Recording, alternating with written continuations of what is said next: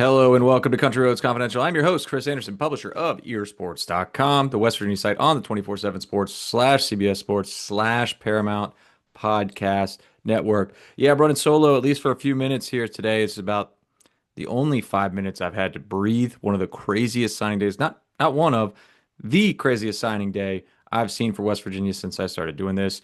When Mike and I spoke last week, we talked about, hey, this could be the craziest since the Mario Alford class of 2013 when Tony Gibson brought a couple surprises on signing day once he caught on as the defensive coordinator for the Mountaineers. But this, what's already happened and what could potentially still happen it's already topped that and it could get crazier.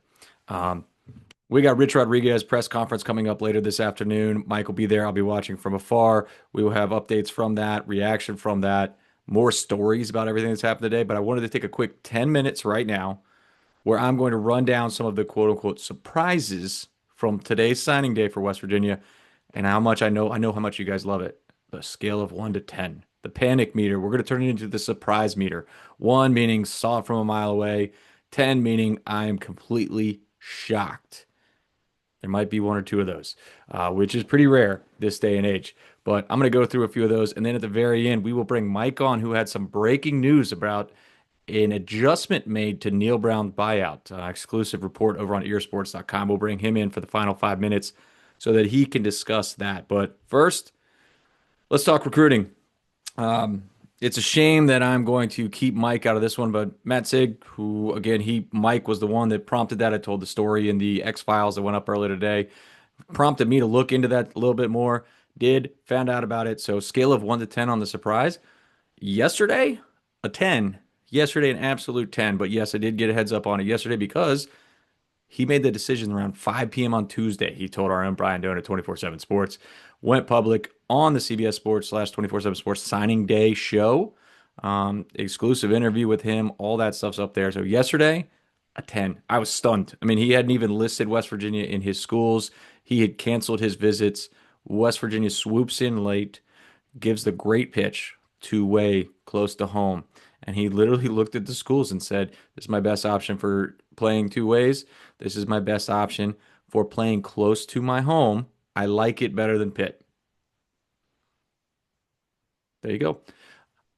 Again, a 10 yesterday, a 1 today because I already knew about it. So we'll put it somewhere in the. No, I think we just got to leave it at 10. I mean, the fact that I found out last night shouldn't change that. That's a 10. Another 10, or at least close to, let's call it a 9. I'll tell a little story here. John Johnson, athlete from Edna Carr in New Orleans, Louisiana. He plays quarterback for them, has them on a 25-game winning streak, has nearly 10,000 yards of offense during his high school career. Electric athlete. Being recruited by a lot of schools as an athlete, not a quarterback. West Virginia and Rich Rodriguez going to a guy who is an elite athlete. That's not Alabama, but it's Louisiana, and saying, hey, we'll give you a shot at quarterback. At least give you a shot. That's what they did to John Johnson, and he flipped from Washington State to West Virginia on National Signing Day. He had, at no point, even mentioned the Mountaineers. At some point a few weeks ago, probably about 3 weeks ago, mid-November, I got a message during, I guess it was before that, because it was during the first open week. Or was it, yeah, first open week, so it was much earlier than that, to keep an eye on the Louisiana quarterback. I assumed that was Desiree Lewis, who West Virginia had targeted very early on. A very similar situation. An athlete that was being recruited for other positions by other schools, including LSU, where he's currently committed. He was being recruited to play cornerback there instead of quarterback. Thought West Virginia had a chance to get him originally. Thought West Virginia might have a chance to follow up on that. I went and checked on it. Was told absolutely not. It's not him. No. And that was it. That was the end of my research on that. That's on me. Maybe I should have been looking elsewhere. Should have been looking over in New Orleans, looking at Edna Carr at John Johnson, because that was the answer. I've checked back with the source who told me about that to see if that's who he was talking about all along. No answer on that yet, but I think he should probably go ahead and claim credit for it so he can say he told me first. Moving on down the list, where is the next new commitment of the day? With the 12:30 a.m. commitment from Jeremiah Johnson. Timing 9 out of 10. We had talked about him earlier yesterday. But yeah, caught me right before I was going to sleep last night. Very short night of sleep because obviously up early for a big day today. Xavier Anderson, tight end from Spring Mills. high school in Martinsburg, West Virginia, originally committed to Cincinnati. I thought he was going to flip when he officially visited back in June. Did one of those sneaky, I'm going to show up the day after I camp at West Virginia official visits. Tried to just park and run in, and I just happened to be standing right there and saw him. Otherwise, that visit might have never been known about. I thought it was going to happen right there. It didn't. Kind of went on for a while, eventually flipped. So for me, that was like a two or a one. Um, Greg Wilfred, teammate of John Johnson from Edna Carr, wide receiver. That's a nine or a 10. Again, another kid that had absolutely no mention of West Virginia, never visited West Virginia, never talked about them offering. Let's see if we got any breaking news. Nope. Sorry, I got my phone on because we are recording this about 2:30 in the afternoon on signing day. There could be some things coming down. Uh, Greg Wilfred, again, just a 9 out of 10, 10 out of 10 for me. I never even had him on my radar. But remember that post I made on the board last week? Or no, that was Monday, December 1st, where another analyst at 24/7 Sports said, "Is West Virginia just recruiting the fastest guys and the biggest guys and not worrying about anything else?" I said, "Yeah, maybe. And maybe that's a good idea." And well, Greg Wilfred um, self-reports a 4.38 40-yard dash. Is that true? That seems hard to do, but he's fast. Watch his film, get his track stats. He's fast, fast, fast. So that's a big one. Another 10, Chase Ridley, punter from Australia. Sure. I mean, those are guys you're always going to take. You're always going to take the Aussie punters. They know what they're doing. He works at Pro Kick Australia. Um, I know. I'm glad I'm saying this before we get Mike on here, but we just don't cover special teams quite like the other positions. And part of that's because of the way the special teams gets recruited. It's not like any other positions. It's very specialized, I suppose. They work with just specific trainers. Those specific trainers talk to specific schools. And again, other positions, every class you need a quarterback. Every class you need a running back. You could go two or three classes without bringing in a top punter. You could do that all the time. So bringing in him, that was special. That was surprising. Had no idea that halfway across the world, a new specialist was coming in for West Virginia. Not coming in from across the world, but coming in from across the Zoom here. Mike, I just said I was so happy you were not on here because I was doing a surprise meter, not a panic meter, but a surprise meter on the new commitments today. Um, an Australian punter with no discernible trace online other than an Instagram of him and his friends having a couple pints out in the Australian beaches. It's kind of awesome. Looks like he's living the good life. Yeah. But that ranked a 10 out of 10 for me. And I said, sorry to report, but thankfully Mike's not here. We just don't cover special teams commitments like other spots. So 10 out of 10 on that one. I think I was asleep when that phone call came in because the time difference. I'm sure I was looped in Yeah.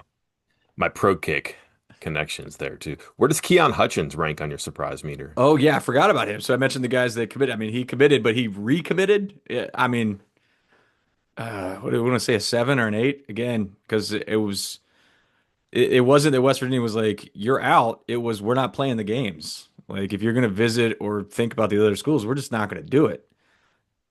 And I guess he just said, yeah, I don't know if West Virginia just called his bluff, I Mhm. suppose, and it was back in because again that and we talked about it, you and I can't remember if that was on the pod or you and I were just talking separately. It was like a strange Instagram post that wasn't Keon Hutchins' Instagram account. It was like a random account that covers quote unquote junior college recruiting or quote unquote covers junior college recruiting. Um, so it was like, is that real? He retweeted it, Instagrammed it, whatever. So it seemed like it was real, but back in, I guess today you could call that another 8 out of 10, 9 out of 10, because yeah, I did not see that coming. It's been disorienting just for me, like, I don't know, sometimes I'm on the outskirts of these things because you're so embedded in it, but trying to like herd cats in this one here, phew, what's real, what's not. Like I couldn't tell if I had him confused among junior college receivers, and I'm like, well, that can't be the guy who decommitted. I'm like, although I think he was, Yeah. and he was. Uh, the stuff I don't know if you talked about this, the stuff with Lance Dawson last night. I don't know. Was he testing out graphics online? Was he just trolling people? That was confusing. All the Matt Sieg stuff, the lost in translation receiver from Ohio State and West Virginia ends up with neither one of them. There's a whole lot of like funny business going on here. Very enjoyable though. Inside this time too. Usually I'm on the outside like having a snack, cackling at it. This time I'm on the inside having the snack and cackling, but still a very lively, confusing, but pretty entertaining day. Yeah, the Lance Dawson situation might have to let play out a little bit more because yeah, that was somebody posted the Instagram on ours, and then some other people said it was a commitment. I checked, with WVU. They're like, that's fake. Um, Oh, they, but the account's not fake because I clicked on it as you were talking right there. The account's still up, but it has now changed its profile to a committed to Cincinnati graphic. So that was a real graphic, I suppose, or at least a real person behind this account. But there's reasons, as Mike has taught me, you don't report everything you hear from one single source. Got to get more than one. That's like a what? That's like a you used hey, you used to be a teacher, right? Isn't that like a core tenet of journalism? Got to have more than double one. source. Yeah, Yeah. double source. Like we get beat on stuff here still because I'm like, I only have one source in this. And you're like, well, it's the player. Like something like that. And it's like that's a good point. We can go with that. But like my intuition says to go get two sources on stuff like that. And yeah, I always wonder like, all right, how could this be wrong? And let me try to prove it right. Sometimes that works there too. Which kind of leads me to the whole Sieg thing last night, including your phone call at an odd hour and then a text message, answer your phone in all caps. Oh yeah, I think I left this out because like again, you prompted me on this path. I then confirmed it, but then I got told you cannot tell anybody. This is a 100% secret. You can't hint at it on your board. You can't do cheeky little posts. I said, I swear I won't. But I have to tell one person. They're like, no, you can't tell anybody. I'm like, no, I have to tell Mike because Mike sent me down this path, and I don't want Mike to make a cheeky little hint on the board. No. So that's why I called. That's why I was like, answer your phone. I need to tell you to stay quiet. And then, of course, you know, it leaks out as it I, does. Not I from was us, busy. I but was busy crafting the cheeky tweet when you called. So good thing you got me there too. well, speaking of double, triple, quadruple sourced, Mike, you got uh, FOIA mastered here, Mhm. FOIA sourced. With some Neal Brown buyout revisions. I'm in a blur because of signing day, so you're gonna have to break it down to me like I'm a child. Mhm. What did you find out today that you could talk to us about here on this quick rapid reactions pod? So not nearly enough. I'd like to know what he's making at North Texas, and I'm kind of getting conflicting information, but I'm going to trust one side more than the other here, and I'm going to trust the North Texas side. And I don't think he's going to make as much money there, at least initially, which is kind of why we're here. So Brown's contract had this language in it where West Virginia paid him his salary that he was due 25, 26, 27, less what he makes at his new job. So why does it matter? Last one is a huge chunk of money, like $9.7 million is what the from the day he was fired until the end of this period, it was $9.7 million. Anything that he makes comes off of that. So if he makes $1 million a year for the next 3 years, it's $6.7 million. That's how the math works. You mean like his minimum wage at Texas? He's gonna. That's where it becomes an issue. So there was an outside chance that became inside information that he was going to get the Appalachia State job last year. Like I talked to people the day of a basketball game who were like pumping their fists because about $1.5 million was coming off the books from that buyout. He ended up not taking that job. Different rumors as to why. Maybe he was going to go to Tulane. Maybe he was going to wait out something bigger and better as far as the head coaching job. Probably didn't want to leave the Power Four right away or jump into something. Maybe he needed time to recharge, whatever. He ends up special assistant to the head coach at Texas, making 45 grand. That is 1.5% off of what West Virginia owed him. So West Virginia owed him 98.5% of the 75%. That's not good enough. There were rumors that he was involved in different jobs here, and some of the negotiating was like, hey, what might you make at West Virginia? And my impression is that late on in the regular season, they began to have talks about this about, they talked in January, they talked in March, they updated and reviewed some things. I think Brown still has good relationships with people here too. Certainly they're in contact every other week because he has that automatic deposit, right? But sometime at the end of the regular season, when it started to appear that there were going to be openings in the head coaching industry and the offensive coordinator industry, and just obvious he doesn't want to be a special assistant to the head coach anymore. what can we do to knock this number down? And I think West Virginia's thing was, I don't want to subsidize his salary. Like, I don't want him making $500,000 to be a group of five head coach. We're paying him the difference. That's not fair to West Virginia. So, probably against their better judgment a year ago when they fired him, they decided they were going to try to settle this and pay him a lump sum, which is two lumps actually. And that's where you're at right now. But it may well come in handy because we'll see what the math is. But this might end up being a push, slightly worse, slightly better for West Virginia, but it's off the books right now. And again, you don't have to worry about shenanigans here, about somebody lowballing him and you paying him a salary. You don't want to give somebody else a break, especially when money is so important right now. It's not just that you cost yourself money, but by letting someone else off the hook, they have that money to spend on their program. Maybe take one of your players and win a recruiting battle against you. And maybe that's not a head-to-head thing against North Texas, but like, what if he ends up as an offensive coordinator somewhere else? Which, by the way, I've got a good tip for you there. We can talk about. It's something they didn't want to have to do with anymore. Yeah, so it's a question of how much is your peace of mind worth? I guess, like for Mhm. West Virginia. Like, is it worth potentially missing out on a few hundred grand, maybe, like maybe 1 million, but you can guarantee yourself you're saving to like worst case scenario kind of thing. I get it. It's a safe play, I suppose. I don't know. I mean, it all depends on your intel of what you think he's going to do. Because you're right. Like the question is, if they don't work out that deal and he signs with North Texas as their head coach, just like he did just now, but they don't work out the deal, is North Texas going to be like, cool, we agree to pay you, like you said, what'd you say, 500 grand a year, and West Virginia can pay you the rest. Like, but now North Texas can just pay him what, 2 million, whatever it is, whatever it's going to be, and then West Virginia is off the hook entirely, does not have to pay the rest anymore. So, And what could North Texas do with $1.5 million for its roster? right. An awful lot, or just for its facilities. That's fine too. And here's like the really quick and dry math. $6.7 million roughly is what the remainder is. If he makes $1 million a year the next 2 years, the final 2 years of this agreement, it's 4.7 million that West Virginia owes him. West Virginia agrees to pay him 4.4 million. So that's a $300,000 saving. That's like one pretty good player in the portal, right? Yeah. So if we're thinking in those terms right now too, the question is it $1 million? Because they were going to pay Eric Morris about $3 million to stay. Neal Brown's not a $3 million a year coach. I get that. But what if it's $2 million? Well, now you're taking 4 million off the 6.7. You're paying him, I don't know what the difference is there, $2.7 million instead of 4.7. So then you're paying more. What do they want to believe? What number do you want to believe? I've heard he's going to make about $1 million a year to start at North Texas.